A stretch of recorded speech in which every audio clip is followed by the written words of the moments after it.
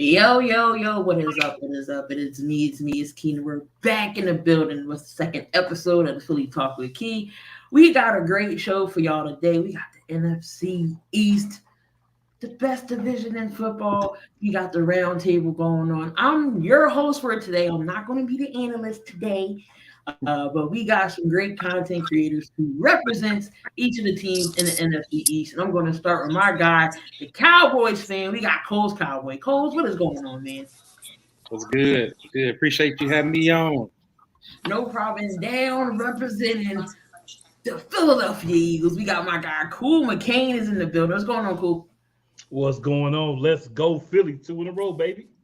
All right, and then we got the Commanders. I know he's happy. We're going to get into why he's happy this offseason. My guy, Martin, representing the Washington Commanders. What's going on, Martin? You know what it is. You know what it is. You know what it is. Appreciate y'all for coming on and in the chat. I know Cole's got his channel linked up, so appreciate everyone over there on the Cole's channel coming through. Make sure y'all subscribe to everyone. We're going to get later on into where everybody can get subscribed. I appreciate y'all. I see Miss VP. I see Mo, you in the building. Don, I see you. But let's get on to the nitty gritty of things. Gentlemen, this off season has been crazy. So let's talk about some off season moves that each team has done. Cole, we're going to start with you. We know the Cowboys. Know we got some issues with Jerry. You know, Jerry don't like to sign nobody to y'all team, but Zeke got let go. But talk about the season last year y'all had and how you was feeling after what happened last season. Hey, yeah, man. Last year, it was a whole different tone. I really wasn't excited about the year. You know, I was like, man, we probably won't even make the playoffs, you know, with losing, you know, Amari Cooper and Tyron Smith going down and all that stuff, and then that, getting hurt in the first game. But, we roughed it out. They surprised the hell out of me. I ain't gonna even lie. But this season is different, man. It's a lot going on. We got Brandon Cooks. We got Stephon Gilmore. It's been quiet for the most part of the season. I mean, of the off season, which was surprising. Draft was okay. As far as Ezekiel Elliott, we all knew he wasn't going to stay. You know, it was hard to see him go, but it's still in the air. You know how Jerry do. So we really don't know, at this point, if he's going to come back because nobody got him up or, and we have our current running back situations with Ronald Jones and stuff like that. So it's still in the air. But as far as like the, how I'm feeling about this offseason, I'm feeling great about it. Everything is everything in Dallas. Jerry would do what he has to do. We got the Zach Martin stuff going on, but other than that, everything's good in Dallas. All right. Cool. Tell me how you felt about the Eagles. We all know the Eagles went to the Super Bowl and came up 3 points short. Talk about how that felt last season, how you felt about last season, and then we're going to talk about this season. But how did you feel about going to the Super Bowl and then coming up short? So, a lot of people have a lot of, a lot of little snide remarks to make. Oh, you didn't win the Super Bowl. You're right. But we had an opportunity to your team, right? Obviously, we didn't finish the job. We got there, but we didn't finish the job. It is what it is. It happens. The learning experience, but that doesn't mean we're not trying to go back. A lot of people left the team, but that's okay. That's why you got drafts. That's why you got free agency. That's where you have, and this is a complete 360, 720 for me. Howie Roseman is being a good GM, right? I'm one of the people, I was on Howie hard, all those horrible draft picks. Not even going to talk about the fact that Justin Jefferson should be a Philadelphia Eagle. I'm going to let that go now because A.J. Brown and Devontae Smith are there. But there's been a lot of bad things he's done. But lately, he's turned the corner, and he's been a lot better. As he's gotten better at bringing in the personnel, we've gotten better. We have a better head coach who I think relates to the players more. We have new coordinators.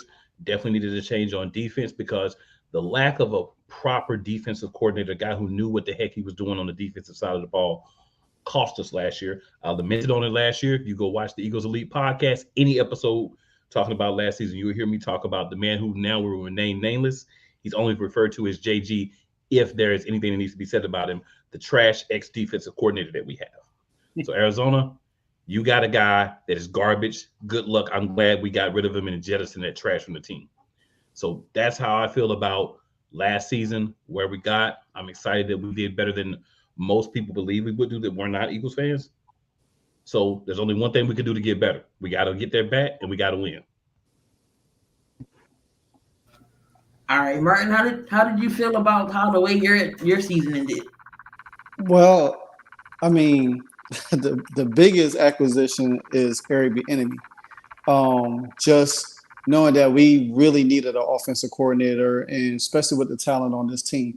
Yeah, we couldn't do well last year because of Scott Turner, and there were some things that was left on the field that we should have capitalized a little bit more. I mean, we missed the playoff by one game. I mean, we should have been in the playoffs last year, but I mean, we still had a 500 season, but that was just not enough for me. And going out, getting a guy like Airbnb that's proven, who wants to be a head coach. I don't know why he's not a head coach right now, but we got to contend with teams like the Giants, Dallas, and the Eagles. And even though we lost 2 games to the Giants, which we should have beat them, that probably would have put them out and put us in. Nonetheless, and then to top it all off, the sell of the team, man, I mean, I can't be more pleased and more happy because right now, for what I experienced last week when I was up there for training camp, all I could say, the vibe is real down there. The vibe is real down there. I mean, if you look at last year, we hardly had nobody in the stands in training camp. We had over 10,000 on last Saturday. So that goes to show now that there's a sense of urgency, but there's a great feeling because now the team knows they got to go out and win. They got to win games. There's no more excuses. We can't use Dan Snyder as an excuse anymore and anything like that. This is a breath of fresh air for everybody.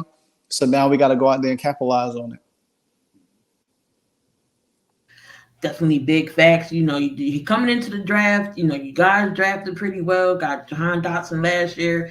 You got Emmanuel Forbes this year for y'all. Was you happy about your draft? Talk about your draft. No, I ain't gonna lie. Go ahead. I'm not gonna lie to you, not Key. I was not 2 years ago. We go back to Jahan. Now I watched Jahan play in the Big Ten. You know what I'm saying? I seen what he did against Olave and Wilson because he was a one-man show for Penn State. When we moved up, we could have got the safety for Notre Dame. That's what we really needed back there at that time. But we didn't. We kind of like traded around and got Jahan. And then once we got him, I kind of like tell guys, tell people, I say, hey, study the tape, watch him. I say, he's going to be a very complimentary guy to. Now, everybody was saying, all the other receivers that there was out there. But nonetheless, Jahan proven because if he didn't get hurt last year in them 5 games, he would have been Rookie of the Year because he led the league. He led the team with 7 touchdowns. Just imagine he would have had 10. He could have had 10 touchdowns. And we had mediocre quarterback play. Now, spin it forward this year, we fixed our offense. We fixed the defensive line. We was top 5 in almost every category last year. The one area that we didn't do good was turning the ball over. We improved getting sacks, getting to the quarterback. Now the back end has to get turnovers. We got to create turnovers, shorten the field for our quarterback to be able to put points on the board. That was the area of concern. I wasn't for Emmanuel Forbes because I wanted the other guy that the Patriots picked up. But seeing how Forbes played, seeing how Forbes is in practice and how he's been contending with everybody, I mean, I'm all for it. And just not Forbes, because you got to look at Quan Martin, for Illinois, he's a plus right there. This is going to step up Percy Butler even more because he didn't really get a lot of playing time last year. But now they got pieces. Now they got athletic guys back there. You know what I'm saying? If you look at Dallas with Trayvon Diggs, how he plays, Forbes actually could be that same guy because he's rangy, he's long. Yeah, everybody talks about his weight, but that don't really matter. The dude is a baller. He's a dog. And he definitely is going to be a problem out there on that field this season. All right, cool. What do you think about the Philadelphia Eagles draft class this year? I am very excited how this draft class actually pans out. Right, you look at first round. I feel like we stole Jalen Carter. Right? I really feel like we stole Jalen Carter in the first round. Not upset about it. Glad he fell to us. Then all these other NFL franchises elected to overlook Nolan Smith. So we get a first round pick with a chip on his shoulder, who basically, from reports I've gotten from camp, looks like a young, underdeveloped Hassan Reddick playing behind Hassan Reddick. Right? So can't be upset about that. There's no reason for me to be upset about that. Then you look at the third round, we get a safety in Sidney Brown who's looked solid, as well as Tyler Steen, who is at least going to be the backup, it looks like, right guard, if not starting, right? Jurgens has been getting first team reps. We'll see how that plays out, but worst case, Tyler Steen will be the backup right guard. Fourth round, we get a huge steal in Keely Ringo. Getting Ringo in the fourth round, I mean, I can only say ridiculous. I could go through every draft pick, but I think you get an idea. A lot of great pieces were added to a team. And then, I won't talk about it now, but free agency was also very good to the Eagles. And, we have some young guys on our own that we look to step up this upcoming season. So I'm very excited. I think our rookie class is going to contribute. I don't think all of the guys will be day one starters or guys that start early on, but I think as we get into the season, you're going to start to see more of those guys. To say Philly Bulldogs, hey, if you want to say Philly the Bulldogs, I don't care what you say. But there's only one name that you're going to ever hear me say, that's the Philadelphia Eagles. So it is what it is. Georgia's been a winning program. A lot of great defensive players. They're coming in the league. They're sitting there where they should have already been drafted. What are we supposed to do? Oh, I can't draft them because people are going to say we got too many Bulldogs on the team. Nah, that's not how we roll. We're trying to win. You need the youth. You need top-tier guys that know how to win, guys that can go into a locker room, understand what's there, be leaders, if needed, called upon, and also understand how to follow the guys that are already there. Those are the kind of guys that we're bringing in, and I feel like it's going to work out great for us. All right. Appreciate AP and Mo as always. They are your fellow Washington fans. So, Martin, you're not alone here in the chat. Coles, what did you think about the Dallas' draft? I know y'all got Maisie Smith, who, a lot of people was like, oh, he may not make it. But how did you think about y'all draft? Yeah, our draft was it was basically, how do I say it? It was a good draft to me. It wasn't like one of those mind-blowing drafts like Philadelphia had. But as far as like the Maisie Smith pick, I didn't hate it at all. It was something that we basically needed versus something that was, what would I say, a luxury pick. I was high on at least getting an offensive lineman. But getting him, I understand the pick. We need to be able to stop the run. And Philadelphia, y'all made us get a guy to stop against y'all. So, y'all, say thank you. We had to bow down to y'all for the first round pick. As far as the other picks, though, Demario Overshown, I like him from Texas. One draft pick that I hate right now, and it gets worse every time I hear about it, is our second round pick, Luke Schoonmaker. I mean, he's hurt. He hasn't really performed in training camp because of his foot injury, plantar fasciitis. So it gets worse and worse, but overall, we got, Junior Fijogo. We have Deuce Vaughn. I'm very high on those guys. They're balling out in camp. We got a Jalen Brooks, wide receiver from South Carolina. He's been balling out. Really caught my eye because I really wasn't too high on him. He was a lower draft. I didn't really know much about him. He's been balling all camp. So it's a lot of young guys coming out, second year guys like Jalen Tolbert. I've been, screaming his name all last year. It was a bad year for him, but he's starting to emerge into one of those guys this year. He's showing a lot of promise in camp. He's very comfortable in the system, the new system that we're bringing on. So as far as like the offseason moves and drafts, we got Ronald Jones. We'll see, because he's suspended for 2 games right now. What else? I'm trying to see if I ain't missing nothing. Oh, yeah, of course. Brandon Cooks, Stephon Gilmore. Like, they're bringing leadership to the team, and that's something that we need. That's that jolt of energy that we need in the locker room. So with those two additions, as far as like off-season moves and the draft, I feel like we're putting together a little something. I do want to spice up a little bit, if you don't mind. Definitely. What's going on with Zach Martin? So here's the talk of the town in Big Dallas here. So Trayvon Diggs gets his money. We knew you had to pay Trayvon Diggs. Then CeeDee Lamb's up for a deal. You know you got to pay CeeDee Lamb. Yeah. No love for Zach Martin. What's going on with Zach Martin, Coles? I know he's losing money right now because he said no. Is Jerry going to tend to Zach Martin? Because you need an offensive line to protect Dak.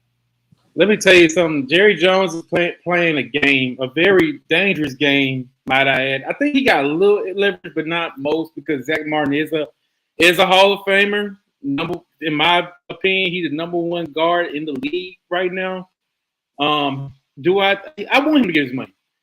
He did get paid in 2018, though. He was the highest paid guard in 2018 for a 6-year deal.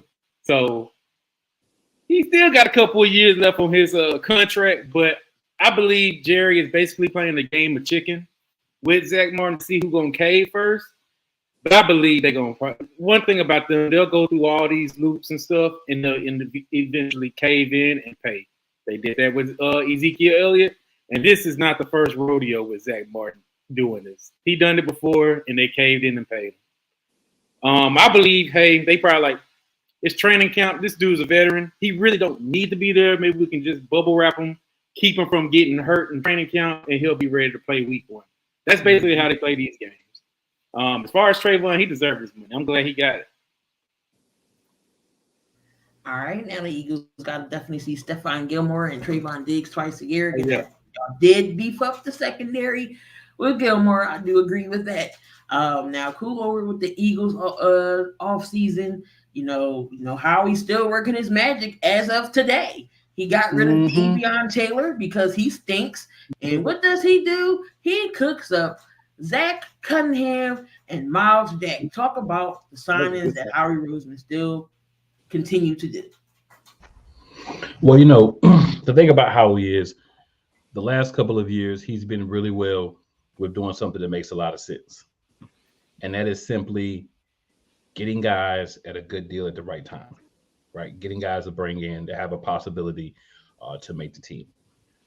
So this is just other examples of that, but there have been so many just this offseason. Just think about the guys that we either brought in or brought back just this season, right? You look at Olamide Zaccheaus, possible slot wide receiver for us in a battle with Quez Watkins for that position. Obviously, I talked about how we drafted Tyler Steen. We brought in Marcus Mariota as a backup quarterback. So a lot of people laugh and say, Marcus Mariota, what's so big about that? Marcus Mariota is the same style of quarterback as Jalen Hurts. So you don't have to change the offense if something happens and Hurts needs to miss a game, or you want to take him out of a game early, or he gets injured, or whatever the situation may be. If you need to take Jalen Hurts out of the game, the backup that you now have is a guy that plays the same style offense. He can be placed into the RPO. He's not going to stand there and look like a statue. You're going to believe that he actually will run with the ball, unlike what we had last year. So that's going to be an improvement. Obviously, trading for DeAndre Swift, big move. Rashard Penny, I love bringing him in as well to add to the running back room, because at the end of the day, you can't have enough running backs because you have injuries. We know running backs are devalued in the league now, so you need to have a stable of guys who can play that position. All right. We go to the defense. Talk about Nicholas Morrow. Right now is scheduled to be our starting wide linebacker. We brought back Darius Slay. We brought in Terrell Edmonds at strong safety. We brought back James Bradbury. These are big moves. Greedy Williams is a guy who can be versatile, play both positions for us. I mentioned earlier guys that we drafted, and then so many other pieces that we brought in as well. But this is just a good example of guys that were brought in that are going to have, I believe, significant roles on the team. And that's what you want to do. You want to bring in guys. You want to pick up guys. You want to find guys. You want to be able to make trades. You want to be able to do the things to get guys onto your team that are going to make you successful. And I think we're doing the best job of that I've seen the Philadelphia Eagles do in a long time. It's been consistent for a couple of years, so it's not a one-and-done thing. It seems to be the way that we're going to be moving now. So if that's what's going to happen, I'm excited about it. right, Martin. What about your your offseason moves? I know you did get back up Jacoby Brissett in. Of course, y'all got Eric Bieniemy. Sam Howell could be is going to be the starting quarterback. How do you feel about Sam Howell and him getting some guidance from Jacoby Brissett? We all know he's a veteran, and Jacoby Brissett isn't bad. So No, Jacoby is not bad. I actually wanted Jacoby a couple of years ago when he was at his height, and I think he would have been able to do some good things. But I like Sam Howell. I think he's young, especially with the salary cap, knowing that we got to pay Chase, Montez, and Cam Curl. He's gonna be beneficial. And plus, I like that Sam Howell is able to work with Eric Bieniemy because this is a whole new offense. He gets to learn the whole new offense along with Eric Bieniemy. Eric Bieniemy is guiding them, and they've been praising Sam Howell about how he's been taking it in. If anybody have seen the pivot the couple of days when they had Terry on there and how Terry was talking, I forgot because I didn't even know Terry played with Joe Burrow in Ohio State before Joe Burrow transferred out and everything. He said that he has that moxie a little bit like Joe Burrow that, and Sam could play. Sam could throw. People think that he can't make the throws. He can make the throws. He could run. He's strong, and he wants to learn. Is he going to make mistakes? Yeah, he's going to make mistakes. That's part of the game. You know what I'm saying? There is no rookie quarterback that ever started the game that didn't make mistakes, but knowing that we haven't had a franchise quarterback in so long, is like nobody's really giving us a shot. You know what I'm saying? They still think we're going to have a bad record or we still need a quarterback and stuff like that. But I say this, Sam Howell is going to shock a lot of people because of the Eric Bieniemy factor. I don't have to worry about Ron Rivera dipping his nose in the business. You know what I'm saying? Hovering over like he did last year, not knowing that you're supposed to make the playoffs. You went for one quarterback. That was crazy. You know what I'm saying? Make the playoffs. You're gonna play Carson Wentz. And then after Carson Wentz stink the game up, you want to go back to Taylor Heineke where he's just like, I ain't starting next game. Give it to Sam Howell. You know what I'm saying? If you had realized what you was doing. And Scott Turner didn't even want Carson Wentz back in the game. He wanted to go with Sam Howell at that point. That Browns game last year, he wanted to go with Sam Howell, but him and Ron Rivera didn't get along on there, and they didn't agree to it. And I understand Ron Rivera had a lot of pressure, but at the same time, as a head coach, when you only had 3 winning seasons in 12 years, that says a lot to me. Yeah, you got great character. You did something with the culture, the guys that's there. But I just think you got to allow somebody that's an offensive genius that knows what he's doing and know how to develop quarterbacks. You know what I'm saying? So my thing is this here is that I think Sam Howell is going to be all right. I think having Jacoby Brissett there is going to benefit him a whole lot because Jacoby could guide him. Do I think Jacoby could threaten him for the job? It depends on, if Sam Howell starts the season off really, really bad. That's the only way I see it. I really don't see him taking a job from him, so. All right, Coles, I got a question for you. That's good. All right, so Dak. We all know what's up with Dak. Cowboys can't get past the first round. They beat Tom Brady last year, and they always get stopped by the 49ers. So Dak comes out and says he's not going to throw 10 interceptions or more this year. Then a week later, the team announced a plan to run the ball more last season. So, the question is, are they keeping the ball out of Dak's hands, or are they going to correct the big mistake from last year? So as far as the quote, that quote is actually a false quote that was made up. Now, he didn't say he wasn't going to throw 10 interceptions. He just said there won't be as many tip pass interceptions this year because that's basically what half his interceptions were.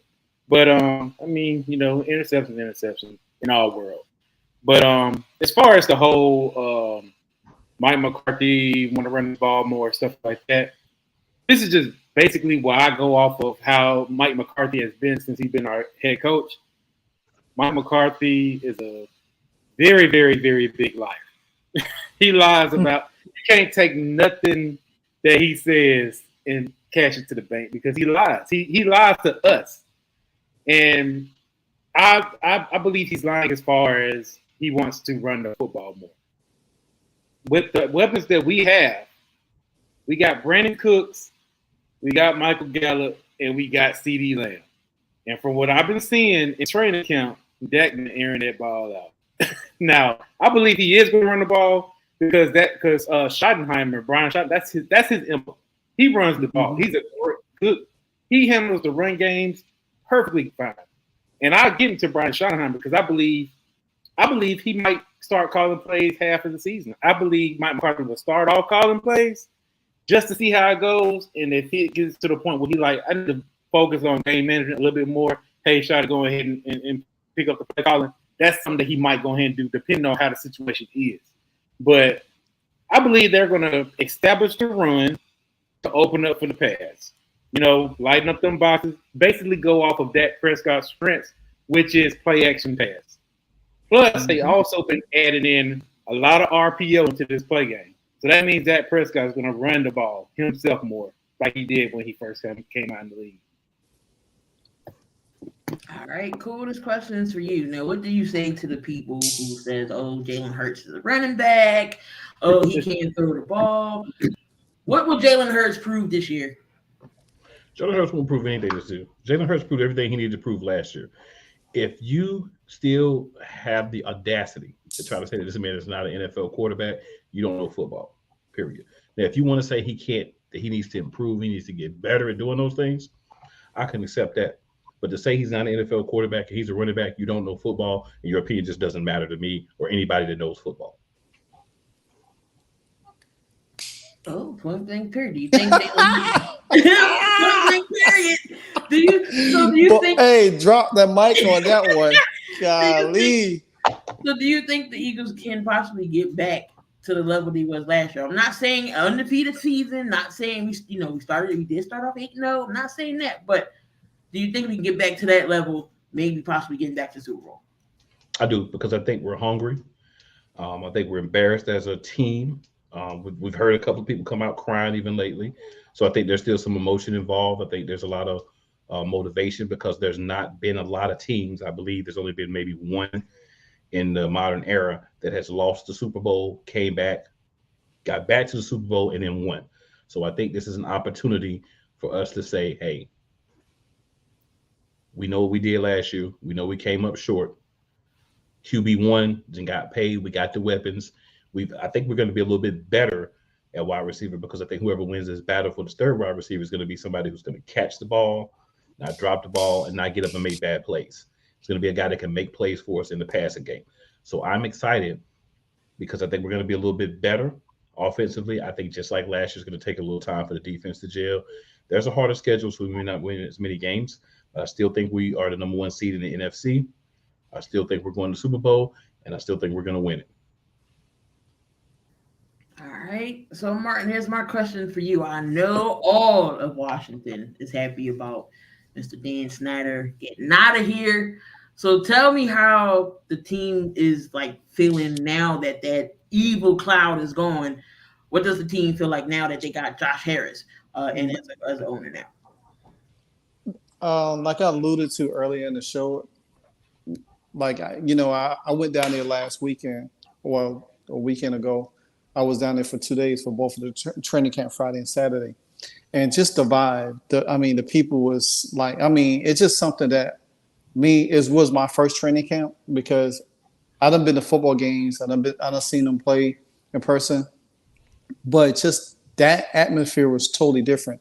When you get your owner to come down there, not just the opening day, but, a couple of days later, meet with the fans, sign autographs, really want to engage with the community a little bit more and bring something special to the city, the DMV area. It's electric, man. I mean, the players, you can see it on their face how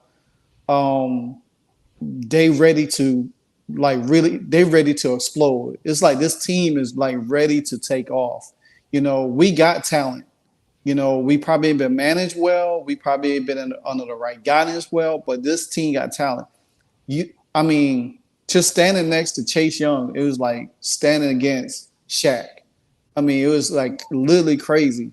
I mean, he looks strong. He looks fast. He's ready. Terry's ready.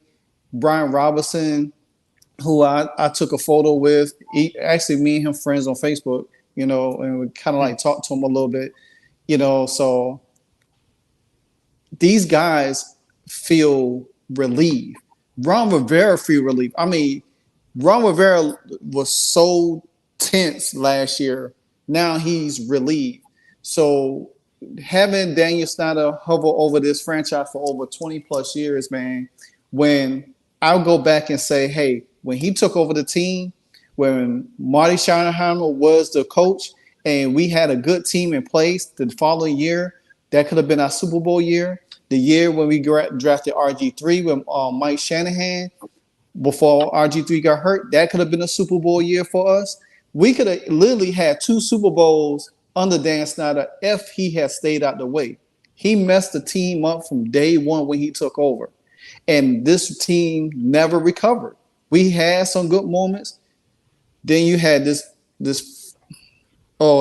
idiot, Albert Hainsworth, with his comments yesterday on Twitter, siding with Daniel Snyder and calling Clinton Portis, Chris Cooley, and D'Angelo Hall trash. When you was the biggest trash there was. You only played 2 seasons, laid on the field, took the money, and you got traded for a 5th round pick to New England. You know what I'm saying? So if anything's trash, he's trash, the biggest trash. But nonetheless, Key, I'm happy. You know what I'm saying? I'm happy about the season. I know it's a tall task because everybody is in the NFC has gotten better. We all got better. And it's gonna be a dogfight. There ain't gonna be no walk through the park for none of these teams. It's gonna be how the NFC used to be back in the day, because now everybody's raising their level. The teams has gotten better.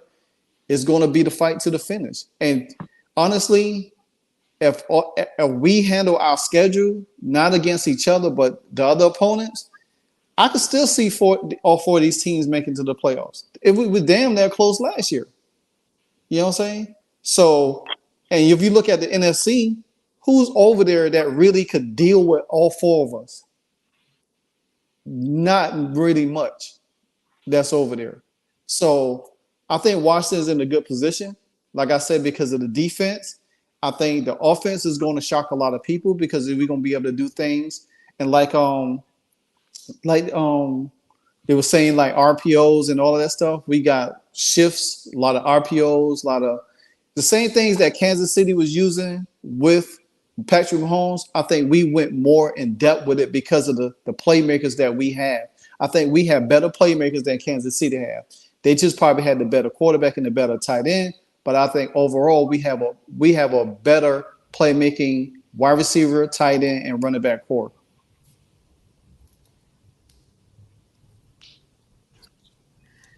Yeah, that was crazy what Hainsworth said. I said that. I was like, "Are you kidding me, Mister? Going to stomp somebody's face?" I just don't understand it. Yeah, But that dude. We're gonna get into some fun here. We're gonna get into some record predictions. This is definitely gonna be interesting. And Martin, since you was last, we're gonna start with you. Hold up, want to bring up record predictions for predictions everybody. Oh, let me go. I did this early. I'm gonna go. Not early today, but oh yeah, there we go. Well. All right. So we have the record predictions here. Well, we have the schedule here for the Commanders. So go through everything and let's see what do you think your record's going to be? All right. So we start off with Arizona. So I already predict that as a win, which I will be at that game. I will be at that game. Um, September 17th. That's my oldest son's birthday, so they play against the Denver Broncos. I believe that will be definitely a win. Um, Week 3 against Buffalo, we haven't fared well the last time we played Buffalo, and I think Buffalo has a little turmoil going on with them right now. They're not the same team. I think last year took a lot out of them with the DeMar Hamlin situation, and then they never recovered. And Cincinnati just added another blow to them. And now with Stephon Diggs, situation over there. So I don't know how they're gonna play because they don't have a running back either. So, but still Josh Allen, he could still be dangerous and he still could run out of the pocket. So depends on how our defense start off the first 2 games. I'm gonna give us that win. I think we'll win that game. Now we have to go to Philly. So the fourth game of the season. I predict that a loss because Philly is the defending NFC champs and they've been to the Super Bowl. And I think the first game against them we will lose that game, but I don't think we will lose it bad. I think it will be very close than a lot of people anticipated. Then I think when we played that Thursday night against Chicago Bears, NFL Network predict us to go 5-12, and we got us losing against Chicago. I don't see us losing against Chicago. I think that will. I don't see us losing against Chicago. I don't see us losing against the Falcons on the 15th, which I will plan on going to that game also. I don't see us planning on losing to the Giants the first game. Now the second game against Philly, I think that's where we'll get them because we see what they was able to do the first time, and we beat them last year on Monday Night Football. So I think we'll beat them again. I think that New England game is a tricky game because Bill Belichick, he's still Bill Belichick no matter what. But I do see us winning that game, close game. The Seattle game is going to be tough. I earlier this year I picked us to win that game, but I'm gonna predict us to lose that game. I think we'll beat the Giants on the 19th before we play Dallas, and I think we'll lose to Dallas on Thanksgiving. Dallas hardly ever lose on Thanksgiving. Now we have beat them twice on Thanksgiving in the past, but I think Dallas will prevail in the. Somebody said 7 wins max. Get real. We not winning. We win more than 7 games, bro. It's called a troll. You always have one. And I think that Miami game is gonna be tough too. In regular season, I can't remember a time we have beat Miami in the regular season, and I don't think it'll start this time. Now it depends on Tour. If he's healthy around that time we play him, then that could be a win. But I say I'll put an L. So we'll lose back to back Thanksgiving and that game. But against the Rams, they're not the same Rams, so I believe we'll win that game. And then Aaron Rodgers and the Jets, the Christmas Eve. I'm looking forward to that game because we have beat up Aaron Rodgers the last few times we played him in Green Bay, so I like it. Depends on how the Jets play. Everybody got so much hype around them, so I really want to put Aaron Rodgers on his neck. So I'm gonna give us that win on that one. And the game that I really want is the 49ers game. So how many wins you got me so far? Because I wasn't keeping track, Key. So you said you'll win the Cardinals. You said Denver. You're gonna lose to Buffalo, Chicago, the Falcons. I think you said the Giants. Yeah. So you said you gonna win the second Philly game. Yeah, I think I got a split in Philly. You got 1, 2, 3, 4.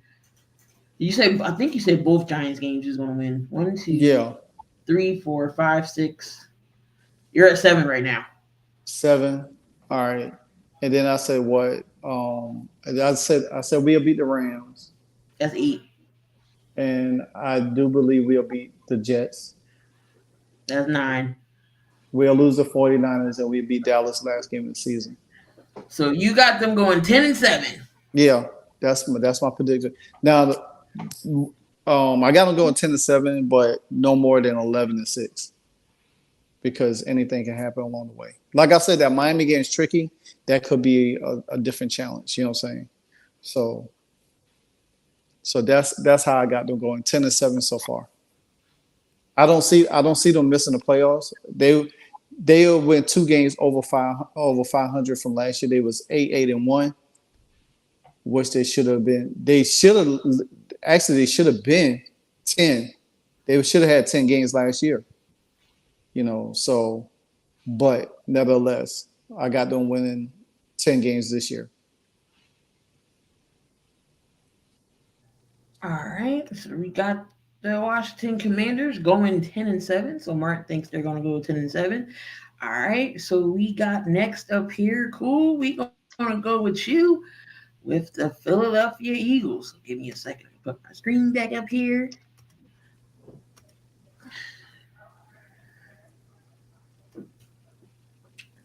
All right, cool. You got the floor. Week 1, New England. That's a win. They have no quarterback.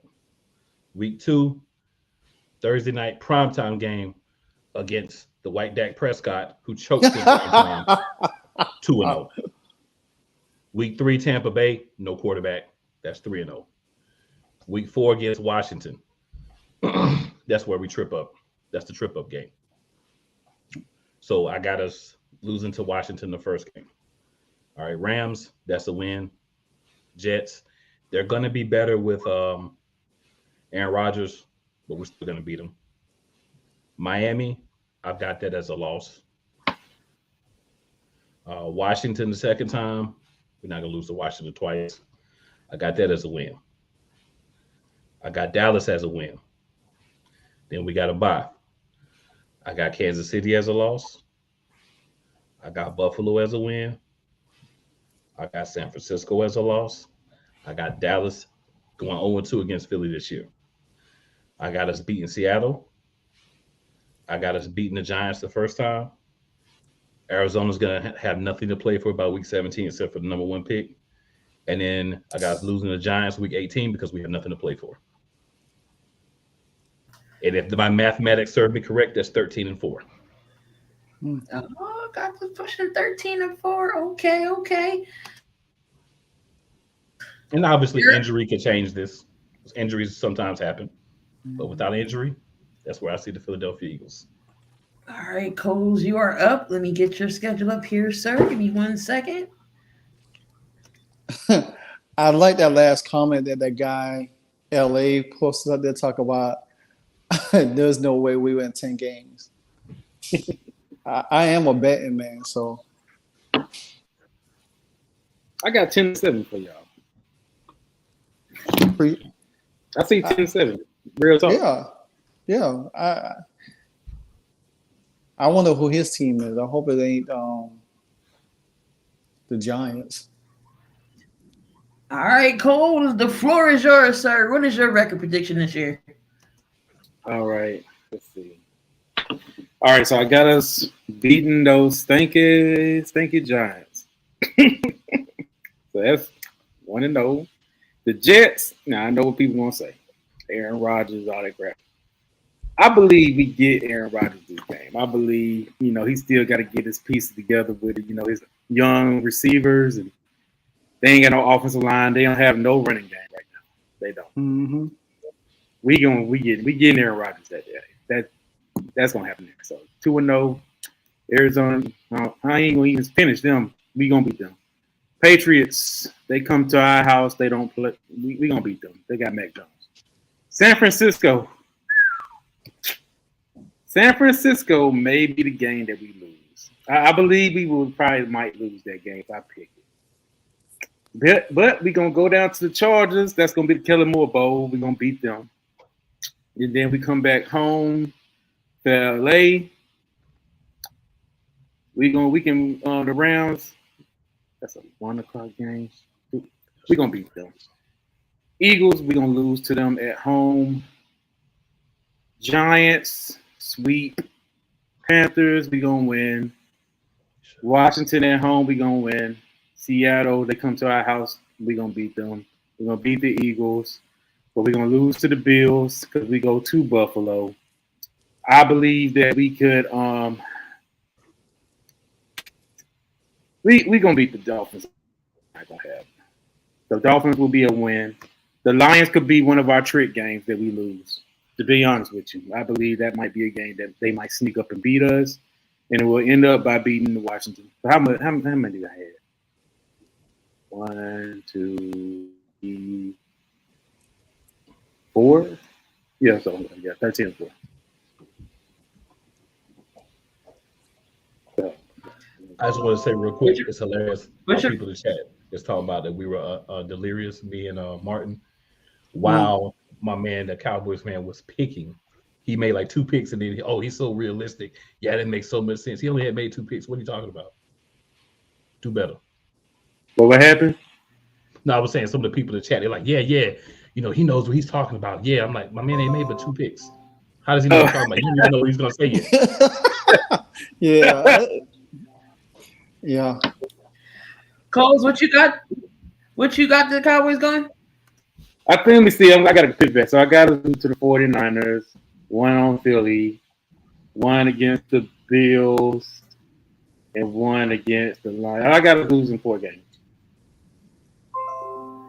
So yeah. Okay. So 13 and 14? Yeah. So that would was be hard. I got 12-5 at the floor because we've been 12-5 for the past 2 seasons. If it was another game that we would lose, I will say the Dolphins only because we're coming from Buffalo and then we're going to Miami the next week, and that's in December. So if realistic Cole hops in, I'm not really high on the Dolphins because we got to put in. Is Tua going to be healthy enough to play that game? And Jalen Ramsey, then Jalen Ramsey, he is scheduled to come back in December, but we don't know. The Dolphins might be, frauds is all we know. They got they got some good weapons, but can they finish the job out in December? So that plays a big part. But I know we're gonna. I was supposed to have a Giants fan up here, so I can't talk about the Giants schedule and talk about them. But there, I believe, I can see Washington possibly getting. I got maybe they're ceiling 9 wins, probably 8 or 9, but that ceiling's 10. I can definitely see Dallas getting double digits. Definitely can see the Eagles. I got them actually going 12-5 because that stretch off the bye is brutal in the NFL. Why y'all do that to us? But we're not gonna talk about that. But yeah, that stretch we got the Kansas City, Seattle, Dallas, Washington, Seattle, the 49ers. Why y'all do that to us? Y'all, that's horrible. But anyway, I got that stretch there. I think we go 12-5 at the most. I still think we win the division. And it's hard because no team has won the division back to back. It's always been somebody different, whether it was Washington or the Dallas one year, the Giants another year. But I don't see the Giants getting into the playoffs this year like they did last year. I know they had Daniel Jones get all that money. They decided to pay DJ, but you're not going to pay Saquon. Y'all right. Y'all absolutely right. Y'all get Darren Waller. Okay, it's an upgrade from Evan Ingram a little bit, maybe. But we'll see. I don't have no faith in the Giants. I at least give them maybe 6 to 7 wins. That's my guess. Y'all think maybe 7 wins for the Giants? I mean, yeah, I think they'd be 7-9, 8 or whatever. I mean, they could probably get 8 wins. I don't know how, but I mean, it could be a fluke. But the thing about it is that, like I was saying earlier, all our teams, have improved. Now, I mean, anything can happen because if you look at last year, all 4 of our teams could have got in. You know what I'm saying? 3 of them got in, we didn't get in. We was on the cuffs, and we blundered that mistake ourselves. You know what I'm saying? If we had just made one change, we would have got in. So I look at the NFC in the totality. because except for our division, I look at it in the totality. I say that you got the Saints over there, you got the Rams over there, you got Detroit that probably going to be battling the division with the Minnesota Vikings. So that's probably 2 teams coming out of that division. Who knows? You got Seattle. I don't think Seattle's going to be that team like they was. Geno got his money, but I don't see them repeating. I think they're going to take a step back. I think they're going to be the team that was hot last year is going to take a step back. I think the Rams probably will be playing them close for that division. The Rams could make the playoff, but who knows? And then you got Carolina, Tampa Bay, New Orleans, and Atlanta. I mean, the best division in the NFC in the NFC right now is the NFC East because of what all our teams about. Our teams have probably the best defense in the league right now. You know what I'm saying? So that's going to carry us even more further than some of the other teams because everybody's focused so much on quarterback play. Even though we starting a rookie quarterback, but guess what? We have experience with an offensive coordinator. That's the one key that I keep telling people they underestimating Washington because you look at Sam Howell's a rookie, yeah, but when you got a guy that's pretty much won Super Bowls, been through the trenches, started a rookie quarterback with Patrick Mahomes after being with Alex Smith, and Alex Smith came to us. Alex Smith helped us make the playoff the COVID year, So, I mean, my thing is that I look at all 4 of our teams. Now, the Giants probably will take a hit, but I think they'll be battling with the Seattles and all of them teams. Green Bay, they'll probably be a lottery. They're going to probably be in the mix looking for quarterbacks. Same thing with Arizona doing and all of that stuff. But I still think the NFC East is going to be a division that's going to be talked about all season long because of what Dallas, what the Eagles, what the Commanders, or what the Giants can possibly bring. So, but I stand by my record. What I'm saying? I did say 11 will be astronomical for this team, but 10 and 7 it will be just right where they need to be in the cuffs, and everything like that. But we'll see. Yeah, no, they definitely can't call us the NFC least this year. Nah. I want to make all the we definitely not the Cowboys NFC least fans. this year. Yeah, I want to make all the Cowboys fans in the chat happy real quick, and my man Cole's Cowboys gonna smile on this one. the 3 best teams in the NFC, in my opinion, are still whatever order you want to put them in: the 49ers, the Cowboys, and the Eagles.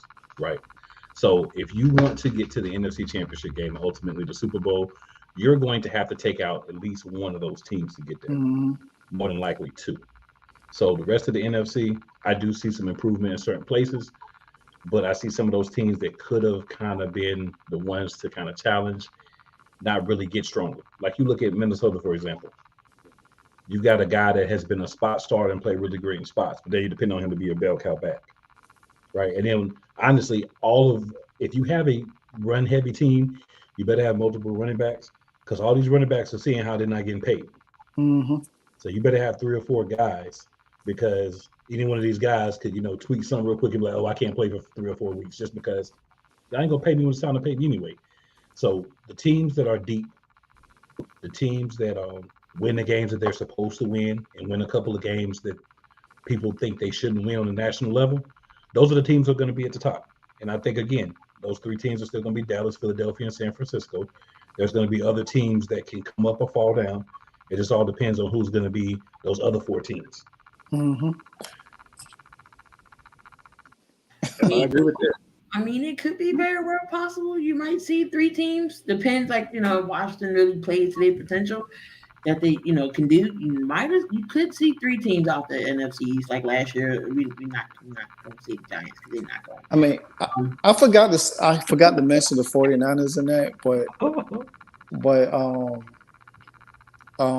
because I forgot about them in that same division. So most likely they'll win that division. But the thing about it is their quarterback situation is in flux too, because we don't know how healthy Purdy is going to be, and Trey Lance still is unproven. Hey, according to the still- 49ers, it don't matter. They gonna You win. don't want One of us at quarterback. you Yeah. don't want to see Sam Darnold. Oh God, no. Yeah, now Sam Darnold would definitely ruin it for him. But but I mean the 49ers, they don't need a quarterback. They have their defense and they got the weapons. They just need a guy that's just not gonna mess it up. Yeah, That's all. true. That's A what they game need. manager. Yep. Yeah, that's all they need. And that's all they've been winning with. So we'll see, man. I wish I But- could say that they'll fall off the face of the earth. They'll definitely take a wrench off our back. You know what I'm saying? Yeah. But at least from the last 2 years. We ain't gonna talk like the 49ers that owned this franchise for many years to come. Back in the day, we used to be the ones beating them, back-to-back years. The 49ers can't get past the Cowboys. And even back in the 70s, it was vice versa. So maybe, we finally get past them this year. I'm going to put it out. History always repeats itself. All right, so I got a couple questions for y'all before we move on to this top 100 list and some of the players on this list. Okay. Then we're gonna wrap things up, tell everybody where y'all can find y'all. All right, Coles, questions for you. Knowing Dak and the Cowboys haven't been back to the promised land in a while. I know it's been 28 long years. Y'all been back to Super Cowboys Bowl. haven't been. So, knowing y'all got Dak Prescott, if Dak doesn't at least get y'all to the NFC Championship game, do y'all see yourself moving on from Dak? It really depends on the situation. It depends on if Dak sync up, like it's horrible, like awful, like we don't even make the playoffs really. If we do make the playoffs and he just plays bad, and there's somebody out there that we can get, then yeah, they'll move on from him. But if it's we just lost the playoff game and it was the whole team, like everything, every factor kind of went down, I say he still stays. Because you got to think about his cap hit. Actually, they're actually trying to extend him right now. He's about to get extended because of the cap hit for next year. I mean, his cap hit is almost like what, $60 million. So they got to pay. They got to extend it so they can spread out that money.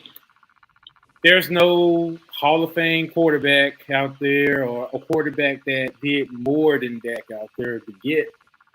So Dak is the guy that we're gonna have to roll with. We never will be bad enough to move on. We always be in the middle of that pack to keep him in, and he hasn't been that terrible. We just got to make that next step. So you think McCarthy will go before Dak? McCarthy, I mean, it depends on him too. It depends on how we lose. It really just depends on how we lose. If it's down to everything like collapses and he just was terrible, then yes.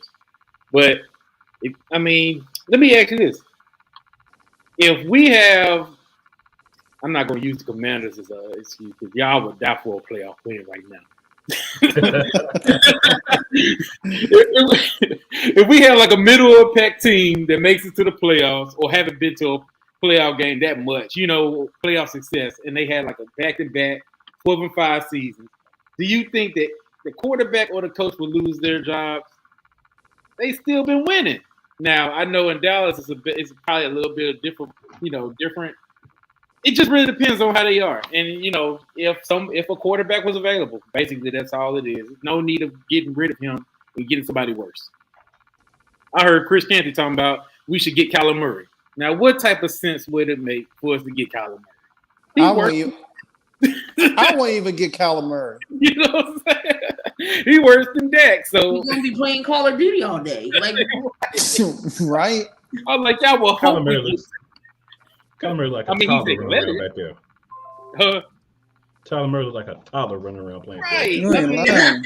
He's always hurt. He's always hurt. I'm trying to really think what quarterback out there will be better to get other than Dak Prescott. Well, I mean, if we get a certain quarterback that's less accomplished, we'll be moving backwards. And where y'all pay Tony Pollard? What's up with the running back situation? Is Tony Pollard gonna get his money? We ain't paying for it. I was hearing Zeke could come back. I heard that today. Yeah, I heard that. I mean, I've been hearing it. I've been huh? Oh, I was about to say, I've been though Zeke probably was gonna come back. They just need Dallas just needed time to see what was out on the market, and Jerry probably said, "Well, hey, if we don't figure out what's going on, you more than welcome to come back." And Jerry gonna work on back Zeke. Zeke gonna just take less money because he don't want to go. He really don't want to play nowhere else but Dallas. Zeke ain't gonna have no choice but to take less money. But Jerry do want Zeke back. The way how they work in Dallas is Jerry like to keep it professional. He like for his sons, the other people in the family, have a say so they do a vote, and he's not gonna go against their vote. So a lot of them was like, nah, we'll go ahead and we'll move on from Zeke. He still wants Zeke. So if Zeke is still out there and we going through a running back situation and it's just not looking too promising in camp, he gonna go out and get Zeke, which makes sense. I'm all for keeping Zeke. The only thing I didn't like about us having Zeke was his cap hits. He paid way too much money, and it was really weighing us down cap wise. People were talking about Dak money. Zeke money was worse.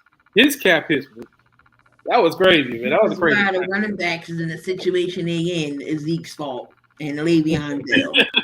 I'm just being real. But no, I think y'all should give at least Deuce Vaughn a shot because I like Deuce Vaughn a lot. Yeah, he reminds me of a Darren Sproles 2.0. They went to the same college, Kansas State. Deuce Vaughn is going to be all right. I mean, he's tiny, but what happened with Sproles? Sproles lit people up with his eyes, catch out the backfield. Still out there. So I mean, Deuce Vaughn is going to be special. I've seen a lot of him in our training camps as well. Deuce Vaughn, I can't wait to see him in preseason games. So Deuce Vaughn is going to be nice. I can see that. So out of training camp or so far, who stands out to you right now, Coles? On the offensive side, the standouts is Jalen Tolbert, Jalen Brooks. I'm just naming not the big guy, but and Deuce Vaughn. Those are the three on offense. Defense, I'm looking at Mozzie. He started off a little slowly. I got to work on his takeoff, but that's a strong guy, man. I'm looking forward to seeing how he's developed. I'm not looking for him to be the all be all year one. It takes time for a defensive tackle to get into his groove. So I'm looking at him. I'm looking at Overshown. He's been good. And another guy that's standing out in camp for me is I just lost his I just thought his train of thought. He's our safety, man. Chat, help me out, chat. It's the safety from Florida AM. Get back to that, but he a safety. He's good. I forgot his name that quick, but we drafted him last year. But that's what I was. That's what I meant. Not safety corner. Eric Scott. I can't believe I forgot his name because I know his family. Eric Scott Jr. Look out for him. He's having a great camp. He reminds me of how Deron Bland was last year, getting 5 INTs. He's been lighting it up. And Marquise Bell is the safety that was in my mind. He did a good job too. Thank you, Phil. All right, cool. Who stands out for you in Eagles training camps and everything so far? So reportedly, I'm an elite receiver himself, Quez Watkins, has actually got a lot of support from the coaches and players. He's been so far, walking the walk. But the thing with Quez Watkins is every year we hear about these great training camps when you're not getting hit, we not have to run routes at actual games, and then we get in the games and we see what we see. So we're going to see how that ends up. Also, Hassan Reddick has nothing but high praise among other players of the team for Nolan Smith. They say he has greatness ahead. He's fast. He's compact. He attacks the ball. He's like another Hassan Reddick, and being able to learn under him, is going to be great for the Eagles because you're going to have more than one guy. Probably not this year, right? Because Smith is only probably going to play situationally this year, but it's a guy that can learn and develop and be ready if for some reason Reddick cannot play or if someone else goes down, they can hop in. Hurts has been doing well. I don't talk too much about quarterbacks in training camp because they don't get hit, right? So, if you're not getting hit, there's no threat of you being hit. You should look great. If you don't look great in that situation, you probably need to not be a starter and probably on an XFL or USFL roster, like Carson Wentz. But I'm never gonna miss a chance to take a shot. Speaking of Carson Wentz, I know y'all seen that picture the Eagles helmet, the Washington jersey, and the Colts shorts, trying to get a job. Talking about going back into the lab. I Get think he out had of like here, Carson. I think he had I like thought this jump was Commander's Photoshop. arm strap or something too, right? Hey, I said today he done got sacked too many times. He's confused. I thought it was Photoshop until I saw it on NFL Network, and they said that was off his Twitter account. I'm like, Yeah, it's all over Twitter It's for real. legit. It's him. Yeah. man, that's my too breath. crazy. Martin, who's your standout so far? Man, well, ooh, we got a couple, but the one that we've been doing it since OTAs, Emmanuel Forrest, man, Mr. Interception himself. That boy is, I mean, the boy has gifts. He's that dude for real. I mean, he went against every receiver, tight end that we had on our roster. We brought in Brian Pringle from Kansas City. He's been making a statement. Benjamin St. Jude has looked good. Chase looked good. Montez, they trash talking the offense. I mean, getting into the offense. I mean, the offense have been having a trouble, you know. But the offensive line, Chris Paul has been playing well. This one rookie, Mason Brooks, oh my God, he's like one of the Ohio State line offensive lineman. He's been taking it to Federo Mathis in training camp. So, you know, Sam he had his up and downs and stuff, but you know, they all have because, you know, like who will say you can't expect too much from the quarterbacks in there because of the scenario is different. But Emmanuel Forrest he's just been the highlight, man. The highlight. Cam Curl, he made some interceptions. Like I said, Benjamin St. Jude, he's been playing good. But, you know, the wide receiver, I'm not going to even talk about Terry Dotson and Illinois because, you know, they do what they do. You know what I'm saying? But for what I know from this defense, that's what I see. I always, like, I look at the 49ers defense in the NFC because of the way they play, you know, and I look at how Dallas came with Michael Parsons. I looked at Philly last year, and I looked at us. Now, we didn't even have Chase last year, and we still put up phenomenal numbers. We was, you know, one of the best defenses in the league last year. And I say now that we have added so much young youth, athletic guys back there in the secondary, man, the dude just said himself, our defense is going to be scary. It's going to be. One thing about Washington's defense has always been good. I'm not even going to hold you. Washington's defense always gave people issues. I'm not even going to hold you on that. So the defense is going to be scary. Same thing with Dallas. Dallas, you can't knock Dallas's defense either. Mm-hmm. Parsons, Diggs. Now they got Gilmore. You still got what's that? DeMarcus Lawrence still got him in there. So I mean, you can't. All the teams except for the Giants. I'm not scared of the defense. Not scared of the defense. Washington defense, Cowboys defense. You know everything. So let me go in a chat here because there was a question up here. I believe Warren asked. He said, "So real talk, who do y'all think is more under pressure? Is it Dak or is it Hurts?" Coles already put in the chat Hurts. So talk about it. Talk about it, Coles. I just feel like you know, a lot of people, and hey, shout out to Hurts, man. He did what he had to do, man. He balled out. I like Hurts. I like Jalen Hurts. I don't have no ill will, even if he with the enemy. I like the guy. He got to do it again. He got to do it again. A lot of people expecting him to be, you know, another top tier quarterback. They already putting him up there after 1 year. So I believe he got a little pressure because he got to do it again. You got the city of Philadelphia. Y'all don't play. Y'all had Carson Wentz have an MVP season. Hurt. You know, then he had to watch a backup quarterback win the Super Bowl. Now y'all got a stacked team.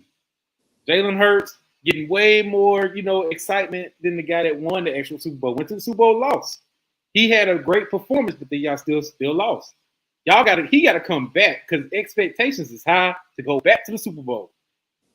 This is what I told my co-host Smitty. Shout out to Smitty Eagle. I told them, if y'all go to the Super Bowl, y'all got to win it. Because if you don't win it, then that's when everything caved down. It'll just cave down and say, Hurts can't win the big game. You know what I'm saying? 1-4 in the Super Bowl. No, y'all don't. I wouldn't want to go back to back losing season because that's what the Buffalo Bills were. You know, so that's all I was saying. That's how I am. I feel like it. 4 Super Bowls in a row and lose all 4. don't do that. but in all realness, it's both really. But I just say Jalen Hurts really kind of got and that's one thing that I can honestly say that's good about Jalen Hurts because he plays good under pressure. So that might be the motivation he needs to get y'all back there. We don't know. I hope not. We'll see. Cool. Dak or Hurts? It's clearly Dak. I mean, as a Dallas fan, I don't blame you for saying Jalen Hurts because you want to take the pressure off of Dak Prescott. Yeah. Dak Prescott, finally got some playoff wins, right? But you got to get to that NFC Championship game. So we could talk about, Hurts made it to the Super Bowl and lost, but he made it to the Super Bowl. That means he won the NFC. That means he made it to the NFC Championship game and won it and got to the Super Bowl. And really wasn't the reason that we lost, but we did lose, right? And he took that on himself. He's been saying all offseason, I feel like it's my fault we lost because I had to fumble. They got to take it for a touchdown. And that truly happened. There's no doubt about it. Ain't no arguing about that. The play happened. But here's the thing with Dak. Dak's been in the league a lot longer. Every year it feels like there's reasons why Dak didn't do this and Dak didn't do that. Oh, Dak didn't have this. Dak didn't have a coordinator. Dak didn't have a coach. Dak didn't have the players. Dak was hurt. It's always something with Dak, right? Dak has gotten a lot of grace in the national media, right? But now the Cowboys are starting to see like, look, right? If he don't do nothing, then we might have to make some changes here. Yeah, I said Grace Cole because listen, Grace, you had me. I was going to that, but okay. Here's why I'm gonna say Grace, right? Okay. They do say, Dak don't do this, Dak don't do that. But if Dak goes out and Dak went out and lost games last year because he throwing interceptions. How much of that is being placed on Dak by the media? And how much of that is, he had 12 interceptions or whatever, but a couple of them were tipped. So he's the only quarterback in the league that had tipped balls that led to interceptions. But that's a caveat for Dak Prescott. That's not a caveat for Jalen Hurts. But I'm saying that's an excuse. He got the interception because the ball was tipped. He's still the quarterback that threw the pass. If any other quarterback in the league throws a pass and gets intercepted, what happens? He throws an interception. So all I'm saying is he's getting grace. He's not getting excused, but he's getting grace. You could dig into Dak Prescott a lot more on the national media than they really do. So if he doesn't show up this year, he was called ass on national television. I mean, everybody's been something said bad, but I'm talking about overall. I'm not talking about one thing that Stephen A. Smith, but Stephen A. Smith is what I call a Negro Knight. Every one of his takes to me is blasphemous trash. I can agree. You know what I'm saying? So I don't count anything Stephen A. Smith says. Now when he goes and he's making fun of Dallas, I watch the clips on YouTube because it's funny because I'm an Eagles fan, right? But I don't really take that seriously. Yeah. But I think that being a more veteran quarterback, being a guy that really needs to take that next step, needs to get to that point. And this is a season for him to prove that because a lot of things are in place. You got Brandon Cooks there, right? So you got a solid another receiver. So a lot of the excuses, we got to kind of move those to the side and say, let's see what Dak can do, right? Dak's getting the big money. Dak's the guy. So let's show Dak what he can do. And that's not true. Nobody does. That's not true. Dak owns filthy, whatever you want to call yourself. That's not true. And that's not true. I'm not saying that Dak doesn't get any, but he could get a lot more. Man, he gets smoked in the media. I don't know what you're watching, man. He could really get smoked, bro. I would have to agree with that. If it's not nobody, Dak gets talked about on all the networks. Yeah, it's not always bad though. It's not always bad. Twitter. I mean, they pick it up. They be like, Dak, this happened. Nah, I don't know about that. They're not giving him no grace. I don't know what media you watching, bro. Dallas going in on this guy. Getting talked about. Now, Dallas as a whole, No, they talk Yes, about talk that. about No, but Dak they is don't. always They don't always talk about that bad. They always talk about it, but They it's not always trashing bad. that, man. Right. We got Chris Fancy out here I saying disagree. that. I mean, bro, You have some people. You have some people that do. Yeah, you have. All some right, people one of that do. y'all corners. It's It's not everybody, and let's not pretend it's everybody. Let's not pretend like all the media say, "Oh, Dak's bad." Let's not do that. Let's be honest about it. Y'all people in chat, all this, it's always a bunch of Cowboys says, "Oh, everybody just talks about Dak. You don't talk about nobody else." Shut up. You all know you're right. Shut up. Shut up. But let me say this real quick. What's good? I think if Dak don't play well, he'll get talked about. But I think more or less, Mike McCarthy was going to get a lot of the blame because now that he does, Who got the blame last year?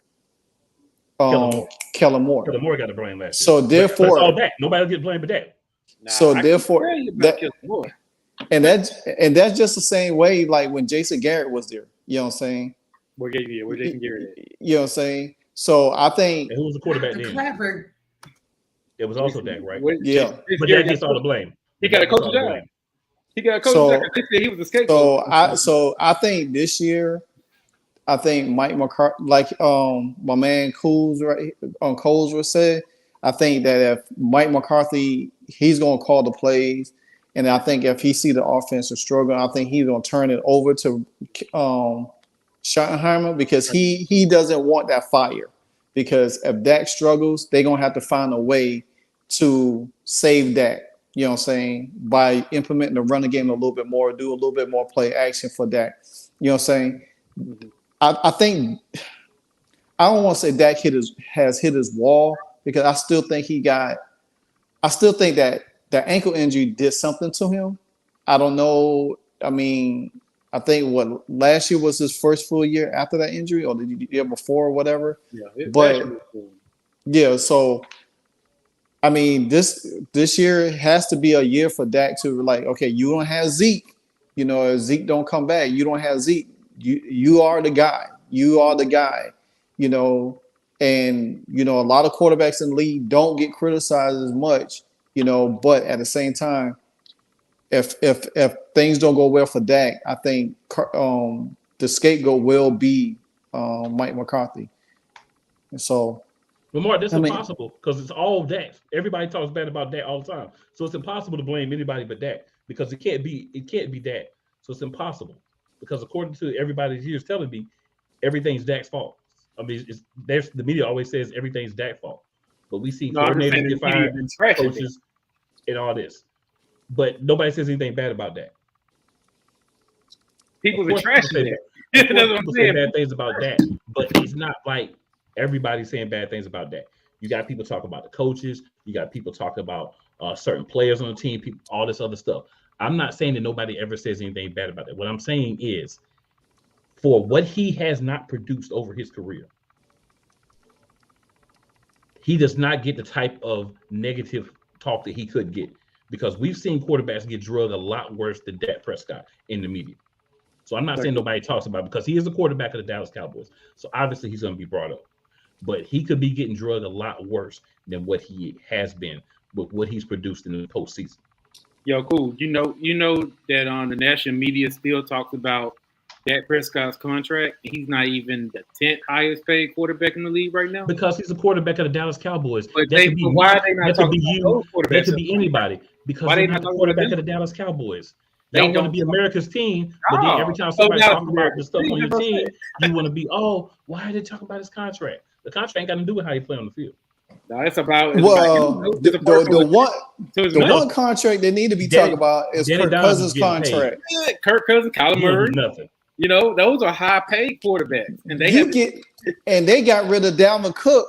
And you know good and well Dalvin Cook was part of that offense because now you put everything on. I like Madison. You know, he's a good backup. Hey, can I say one thing? Dak owns filthy. I'm going to put my link in the chat. I want you to come on my show on Wednesday so I can destroy you, right? Because you got a lot of little crap to say in the chat. But let's get you on camera and let me put a verbal whooping on you that you did real quick. So I'm gonna put my link in the chat, and I want to see you Wednesday, 8:30 p.m. EST, and I'm gonna give you the work like you never gotten before, and then you're gonna shut your mouth in these chats. We gonna keep it. We gonna keep it clean. Go ahead. No, keep it clean. I ain't got. I don't have to curse at nobody. Yeah, I you know. get a verbal action like you need. I don't know what they saying. There's so many. I can't. They troll a coward. So I want you to come on camera and get that whooping that's coming for you, buddy. I can't see him either because only when Key pulls it up, I try to read it. But it's not about being mad. It's not about being mad, but you need to be set straight. You can't do it here, but I can do it when I can see you face to face. He said, "Question for the panel: if Dak were to be traded, what team would?" I mean, dude. I mean, this team's gonna want Dak. Really answer that question. Like, whoever needs a QB will go. Will They're not gonna trade him. Yeah, he's not gonna get traded. He got a no trade clause in his contract. Yeah, they're not gonna trade him. And he's not gonna agree to be traded anywhere that's gonna be looking Mark, for before we move on, is it Dak or Hurts that has more pressure?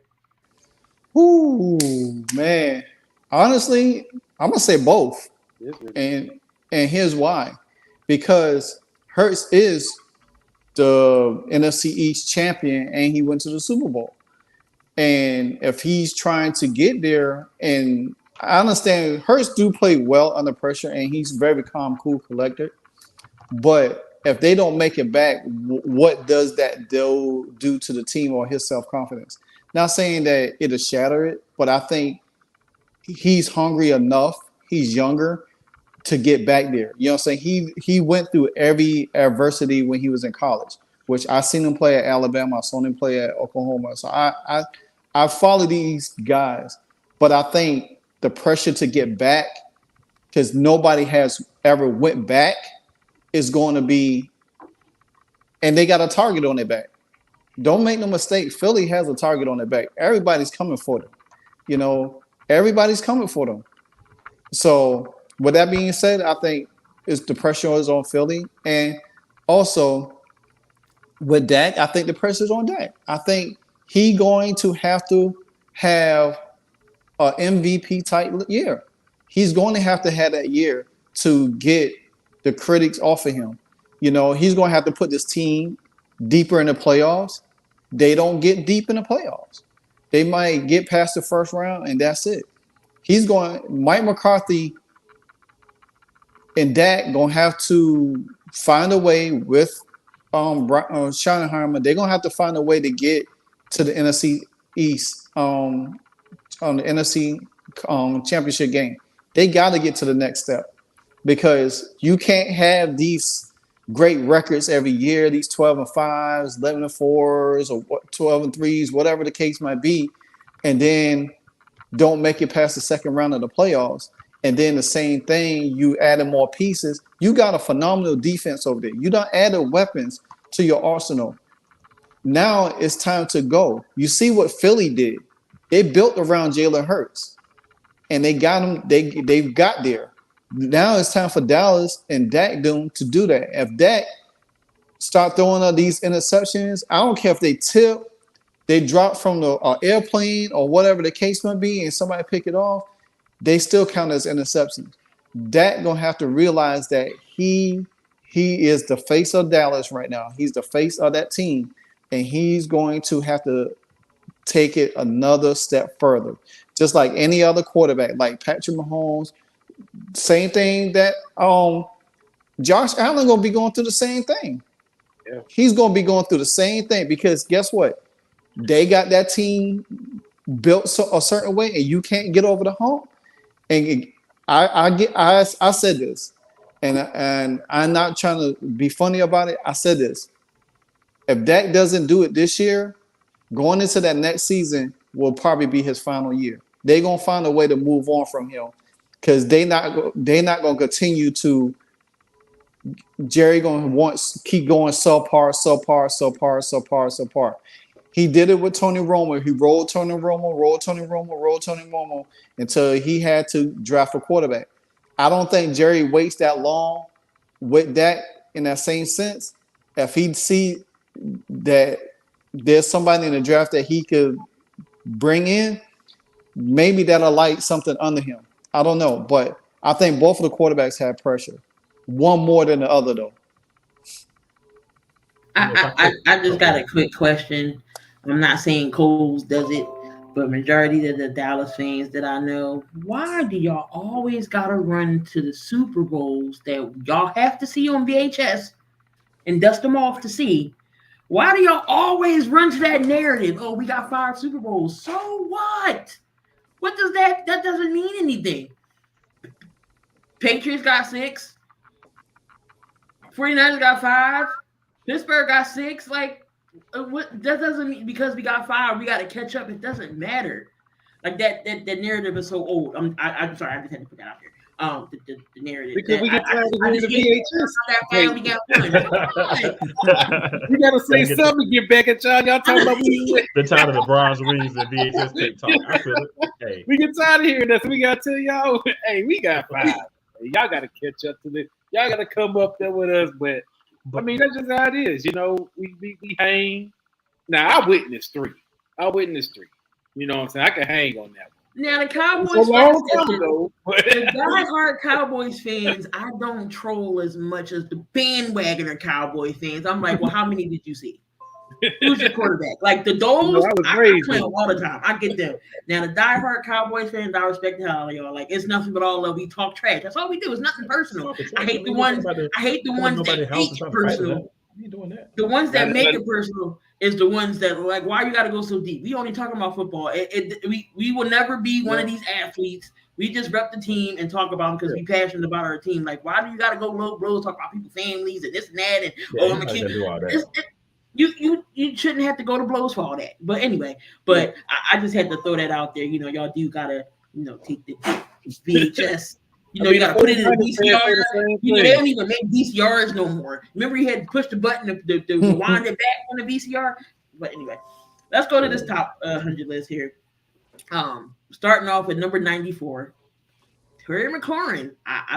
Before we get in the top 100 list, it gets decided in November, and it's from the players only.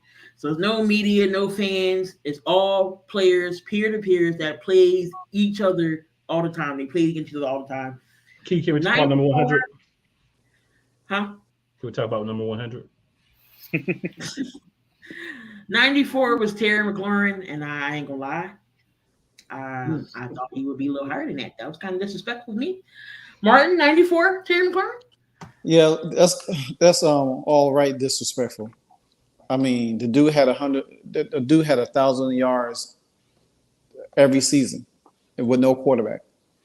And I think he's one of the top wide receivers in the NFC, maybe in the NFL. I mean, but like he said on the pivot, he said if he gets, because they say that Brian Clark asked him, do he think he's top 5? He said he's top 10. He said depends on how things go with the quarterback position, being stabilized. He said he sees himself top 5. I agree with him. I just think that number 94 is just too low for him. You know what I'm saying? I think there's guys that he should move up over, but it's what it is. You know what I'm saying? I'm not going to hash too much in it. I just think Terry is that guy.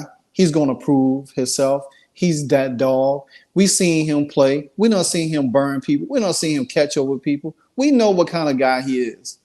But, it's these media people that make these polls and vote and all that stuff. And, Washington has been the laughing stock for the last 20-something years. So people don't expect for us to do anything, regardless of we got great players or not. So therefore, hey, but like I say, once we come out the gate and we start making noise on a year in and year out basis, then our players get respect. Hey, but this is a voting by the players, though. This ain't media. Well, I don't know what players voted because everybody right. Because they definitely got that wrong then. For what it's worth, Terry McLaurin has been going through quarterback situations and still managed to put up 1,000 yards every year. Exactly. But I have to say the same thing for Brandon Cooks as well. But Coles, so we got DeMarcus Lawrence at 99. Just going down this here. I want to know what was he ranked last year? Was he ranked last year? I didn't. I should have wrote that down, but I didn't. I don't know if he was ranked last year. We got Zach Martin at 68. Yeah. We got Trayvon Diggs 60. Dak Prescott 56. Tony Pollard right under that at 55. And then you have. Wait, stop. Hold up. You got Tony Pollard ahead of Terry McLaurin? As far as the running back, yeah. I mean, yeah. Tony Pollard, yeah. CeeDee Lamb is 34. I'm about to mute. CeeDee Lamb was an all-pro, man. He was an all-pro, man. You got to give him that. So you think about your list, Coles? Your Cowboys been higher, lower? What do you think? I'm cool with. I'm not mad about DeMarcus Lawrence. That's just a chip that can be his chip on the shoulder. I want him to have that. Maybe he can. He had a good year last year. He did good. Zach Martin was a bit disrespectful. It was. I think he should have been higher. I mean, that dude. He already got his spot in the Hall of Fame just waiting on him. You know what I'm saying? He should have been a little bit higher. I want to know what other guard higher than him. I didn't really look at the whole list, so I don't know if any other guards was ranked above him. But if they were, that's definitely a low blow. CeeDee Lamb is where he's at. Dak Prescott, I feel like, man, this is the only reason I feel kind of skeptical about Dak Prescott. I think he should have been higher. I think he should have been in the place where Kirk Cousins is. Because Kirk Cousins is ranked higher than Dak Prescott in the top 100. And then they got Lamar Jackson way in the bottom, man. So, I'm kind of Lamar is at 72, and everybody else is in front of Lamar. Only person behind Lamar is T-Law. Right. Did they have AI people voting for these? So that's the only thing that got me scratching my head is the quarterbacks. Because I'm like, okay, y'all got Lamar Jackson. And I was like, I get Lamar because he been injured a lot and he didn't really play in the playoffs. So maybe they, dipped him down a little bit because of that. But then you got Kirk Cousins over Dak. And I'm like, really? But, I'm not. Hey, these are the players. This is what they think. So I just want our players to have that chip on their shoulder and then show off in the season and make them, Terry McLaurin need to make a list of everybody who voted. At least Michael Parsons will be in the top 10. They haven't done the top 10 yet, and he will be in the top 10 list. Of course, he better be in the top 10. Top 5. All right, cool. So we got Smitty at number 100. Then you got Darius Slay at 65. Coming down, 48 is Hassan Reddick. 41 is Lane Johnson. 37 is Travis Kelce. 22, AJ Brown. And then, of course, Jalen Hurts is going to be in the top 10. You agreed, that disagreed? Should it be higher? Should it be lower? Devontae Smith got disrespected. He's a top 10 in receptions last year, and you barely made the top 100. But you know what? Like my man Cole's Cowboys said, motivation. You know what I'm saying? Mm-hmm. Instead of crying about it, but hey, these cats think you barely make the top 100 players in the league, and you top 10 in receptions for the season. So what you do? Make a list of the people who voted, because they say all the players voted. So every cornerback that you play, every safety that you play, oh, you think I'm 100 best player in the league? I'm about to bust 200 on you. I'm about to make fantastic catches over you, these toe line catches on the side and all this. I'm about to show you that I'm 100. Since you say I'm 100, I'm gonna show you what 100 look like. I mean, that's what you do. I think Reddick, it's a little low for Reddick. I think Kelsey's a little high based off of his career merits. I think he could be a little bit lower, and it wouldn't be bad, right? Mm-hmm. But for the most part, I'm fine with rankings. I like AJ Brown debuting at 22. I definitely think he had a huge impact this season, and he proved he's a really good wide receiver and a really good player in the league. I just don't think the gap between him and Devontae Smith was that many spots. But like I say, you use it for motivation. If you AJ Brown, I'm 22, but I'm not top 20. Y'all didn't vote me top 20. I want to be top 20. You get top 20, I want to be top 10. You know what I'm saying? Use this and whatever else you can get for motivation. Wherever you rank there on the list, feel like you should be higher and use it for motivation. All the motivation you can get for an 18-game season and hopefully playoffs. Mm-hmm. Somebody who's not on this list is Danny Dimes. Man, he better not been on that list. where it's supposed to be, man. And I just hate that. I'm just surprised that they gave him the big contract and not Saquon. That's a shock. Oh, my bad. Go ahead. No, I was agreeing. Yeah, Key, you missed one person too, Jonathan Allen. He's on that list too. Oh yeah, I forgot. My bad. He is. Of course, he got to be on that list. Yeah, that's what I'm saying, boy. The disrespect is so real, boy. Oh, I should make a shirt say, "Don't disrespect us. We coming." Yeah, one thing about Washington, it's hard. It's hard. And then Big Deron Payne. Was he on the list? No, I don't think he on the list. I don't think he made the list. Yeah, and he had almost 12 sacks last year. That's what I'm saying. He had a good season. When we played y'all the first go round, Pollard and Zeke couldn't get no yards on y'all. Like we had to throw the ball in that game. Yeah, who y'all had? DiNucci in it? Yeah. No, we had Cooper Rush, and I was like, yeah, Cooper Rush. I was like, if we can't grow in this thing, it's gonna be a problem. But CeeDee Lamb showed out, and the defense stepped up. But man, we could not run on y'all.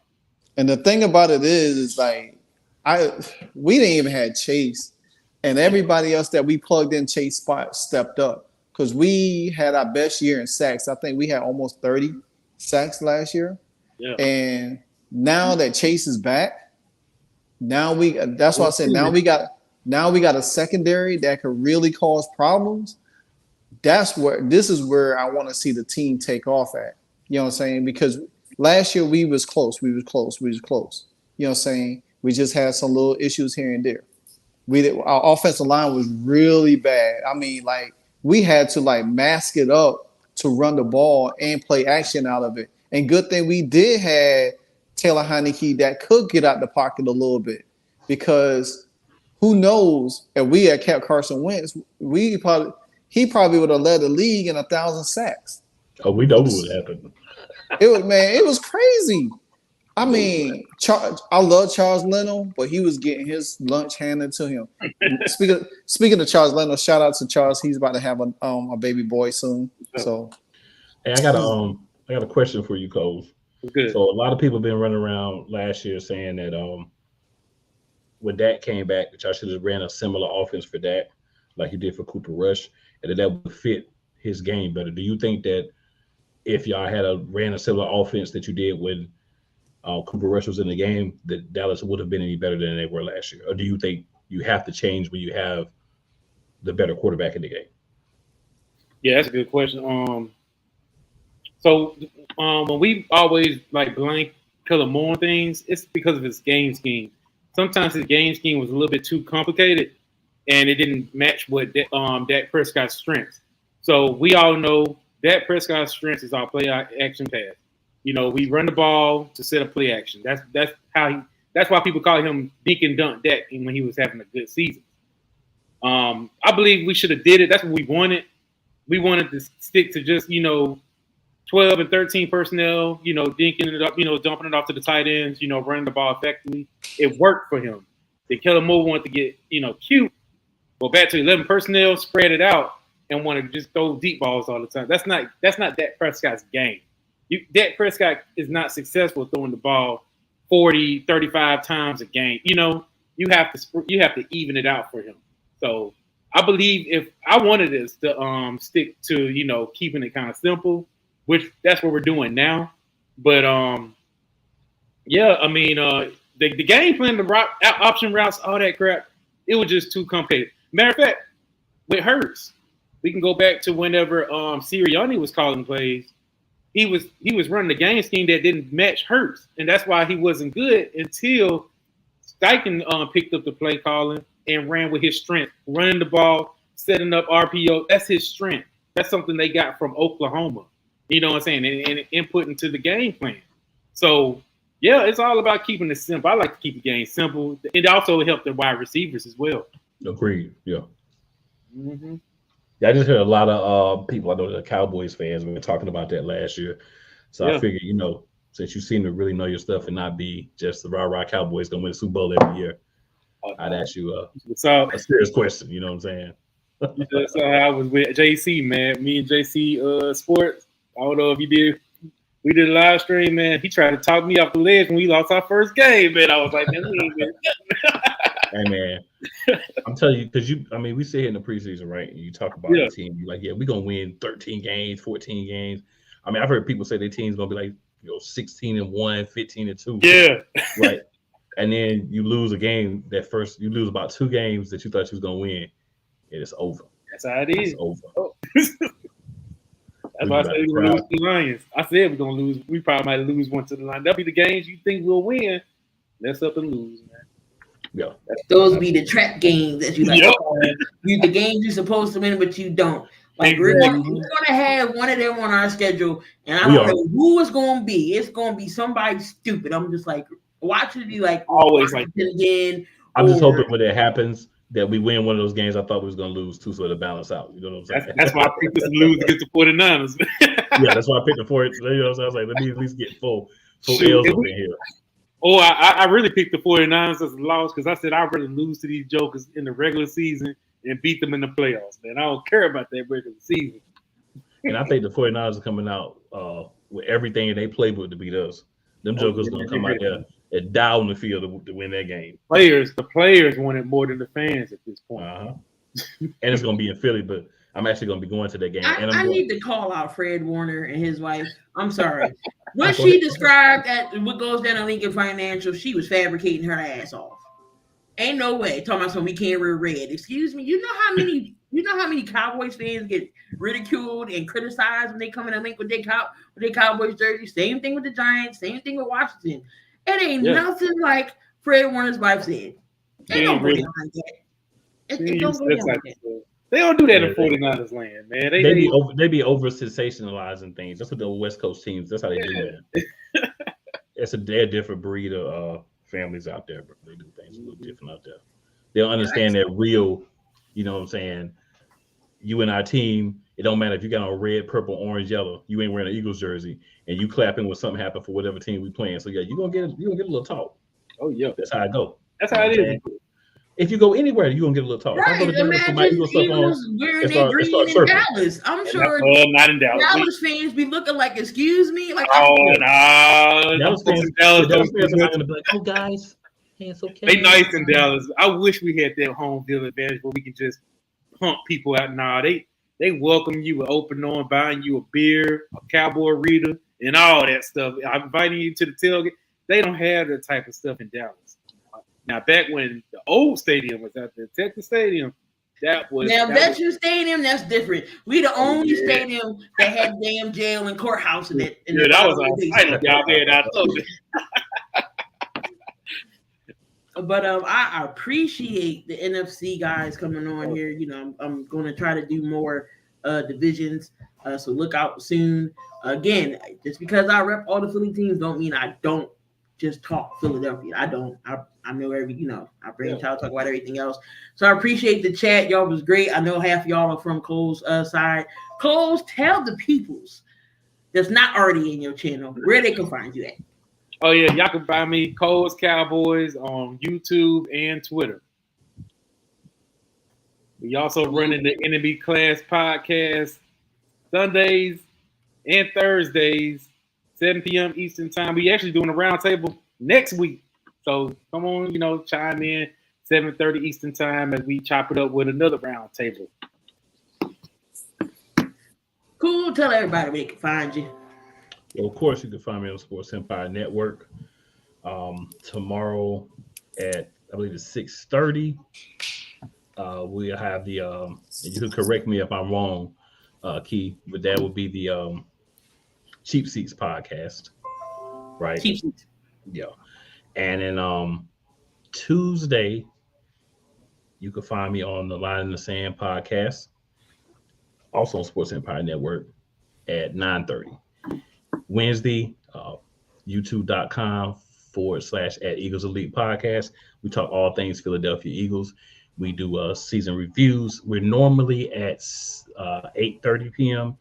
But this week, we're either going to pre-tape the show or we're going to do it around 10. I've got to get a confirmation from my co-host. But be on the lookout. We're definitely going to be doing that, and we're definitely going to be talking Philadelphia Eagles because that's what we do. Um, then Thursday, I'll be doing Birds Deep, and Friday, playcallersportstalk.com/live will be my live show. We talk all things NFL, college football, all things basketball, pro and college. And then at 10 a.m. on WQZY, I believe it's 99.1 in Atlanta. We'll have our Play Caller Sports Talk show there on the radio station. So if you have an opportunity, go just Google 99.1 in Atlanta. It'll pop up the website. You can hop on at 10 a.m. Just check us out, man. A little more talk about basically football and basketball. So have a good time, talk some sports. I know a lot of people try to say every time a Philly fan says something or raises their voice that they're being an angry, crazy person. But hey, if that's how you feel, that's how you feel. But know how to talk sports. That's what I do. All right, Martin, tell them peoples where they can find you at. Well, first, before I do that, I have a major announcement. As by the end of this week, I will be a column contributor for Horace Haven, for who writes for Fansided. I will be writing Commanders content for them. So I just got on with them. So that's something exciting I've been looking forward to do. So I know none of y'all will be picking up any Commanders articles to be reading, but hey. But you can also find me on Mondays. I do the Commanders, the aftermath, everything from preseason to the regular season. On Tuesdays, I do the Miami Hurricanes, everything Miami Hurricanes. They in training camp right now. So plus you can find me on YouTube at Livewire Sports Entertainment, but it's abbreviated LWSNE. And you can find me on Twitter as Livewire Sports 1 and Instagram Livewire Sports. So, and then also you can always find me on These Great People panel. Anytime they need somebody standing, I'm always available. So I'm always around. Just, stop through, check me out, subscribe, and, hey. Oh, me and Martin forgot one place. We both forgot it. On Saturday nights, every week during the football season. Oh, yeah. The NFC Beast podcast. NFC Beast podcast. Yes, sir. Yes, sir. Forgot about that as well. You can find that on Martin's page, my page, BS3 Network, and Shady Sports Network, all these different places. So, yeah. We're doing a little something. You know what I'm saying? Not too much, but a little something. Cole, I know I just met you and everything, but I know I might when we play y'all, I think we play y'all the first game Thanksgiving, so we would definitely link up with you do a preview game. So so definitely I want to make sure you don't go home with no turkey. Oh, hey. I thought it's gonna be a fun game to watch y'all play, man. I like the divisional games. Our divisional games are always good. Yeah, it is, man. It be going back and forth. As for me, if y'all have not known, my name is Key, and I'm always in the building. Y'all can always find me anywhere. Sports Empire Network. Key in the building is my name. Twitter, IG, YouTube. Again, I do cover Philadelphia content, but I just don't do just Philly. I talk everything else. Big wrestling fan as well. Check out Line in the Sands on the Sports Empire Network if you're a big wrestling fan, with myself and Cool McCain and the others over there. Going to be doing some more roundtables. Going to be doing some Eagles games hopefully this year. Definitely going to be doing that Cowboys games, Cole. So when it's time to link up again, I'm going to hit you up. Definitely we can talk as well. So I'm going to need more Commanders fan. Definitely going to hit up Martin. Big Simple, you already know. We definitely got to talk and hook up. But point me to some Giants fans because I need them too. I don't know no Giants fans. I'm just like, as the season go, I want to definitely make sure we get all the teams together. Just yuck it up, chat it up. I know a couple of solid Giants fans, but they just want to be on today. But I know a couple. So I'm like, I would have loved the Giants fan up here today. Well, I couldn't talk nothing Giants because I didn't have a representative. So but it is what it is. And again, I appreciate y'all for coming on hanging out. We definitely was a blast. Again, everybody in the chat was great. We kept it cool, professional. Ain't nobody get too blasphemous and go personal. I hate that. NFC East is a rivalry. Period. We all know Eagles and Dallas is like we can't. It's like oil and water. They don't mix.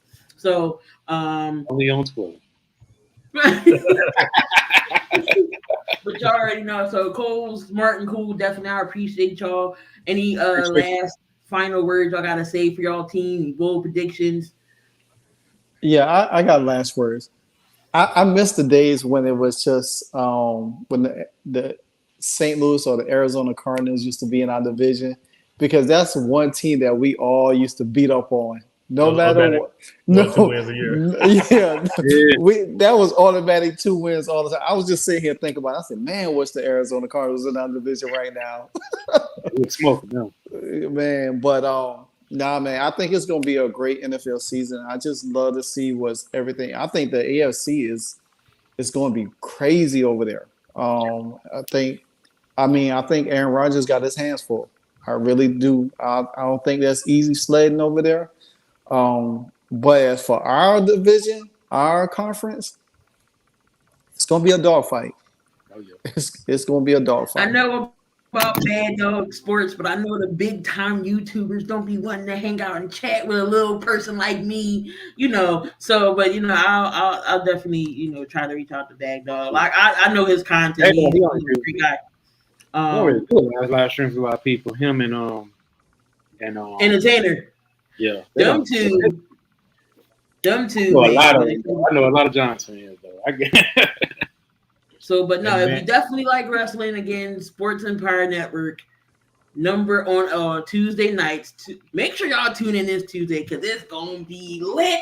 Because I got some things to say about some. Oh my god! So, but no, last night was trash. Again, I usually do on my channel. I usually do the watch parties. Last night we were going crazy on the watch party. So also I do the wrestling giveaways monthly. All you gotta do is send me your picks, predictions. You get a shirt. I already did 2 so far. So I'm trying to get more people involved, and I'm trying to have fun with it. Get more people that way, subscribers. But I'm not all about the I want to get monetized. No, I do this for fun. I love it. I love entertaining and interacting with everybody. So if you want to get into that, just hit me up. Put you in the drawing for next month. It will be what's next? What's that? Payback. So if you want to get into the payback giveaway, I do the live streams, the watch parties. But again, I appreciate y'all for coming on. Again, we gotta do this again sometime. Maybe when in the middle of the season, we can come back and be, what we think about our teams halfway through the season. We can definitely come back and talk about that. But we're gonna get on out of here. Everybody, y'all enjoy the rest of y'all evening. And love, peace, and hair grease. And if you're gonna do something dumb, just be safe about it. I don't want nobody get hurt. We see y'all. We gonna put my name in it. Right? Y'all be safe, man. Peace, y'all.